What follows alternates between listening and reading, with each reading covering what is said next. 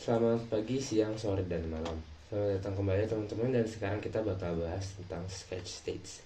Nah, sketch states ini artinya secara singkat adalah suatu kondisi yang menjelaskan apakah sketsa yang dibuat sudah lengkap secara dimensi dan logis atau belum. Nah, ada tiga status sketsa. Yang pertama underdefined, yang kedua fully defined, dan yang ketiga overdefined. Dimana overdefined ini ada overdefined not solved dan overdefined conflict. Nah, aku bakal jelasin satu persatu secara singkat, mulai dari underdefined. Underdefined intinya adalah sketsa tersebut belum memiliki dimensi yang lengkap dan tidak ada relation dengan titik origin.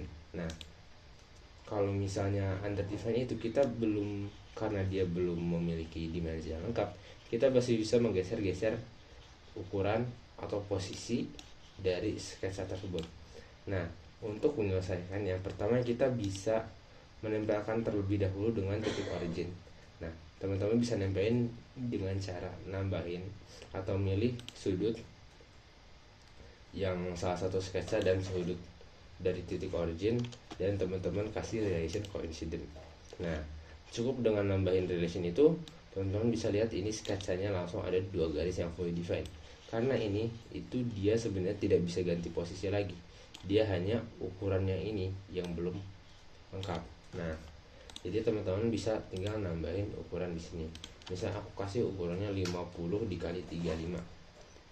Nah, dengan menambahkan dua ukuran ini, teman-teman bisa langsung lihat kalau misalnya si persegi ini sudah tidak bisa digeser-geser dan sudah fix posisinya, sudah fix ukurannya.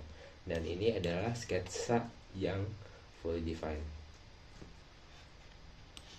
Jadi untuk membuat suatu sketsa fully defined itu tadi pertama dengan menambahkan dimensi sehingga dimensinya lengkap, dan kedua wajib memiliki relation dengan titik origin. Yang paling gampang adalah dengan menambahkan coincident. Nah, yang kedua tadi fully defined udah, sekarang kita bakal bahas tentang overdefined. Overdefined ini adalah ketika suatu sketsa ini memiliki dimensi yang berlebih.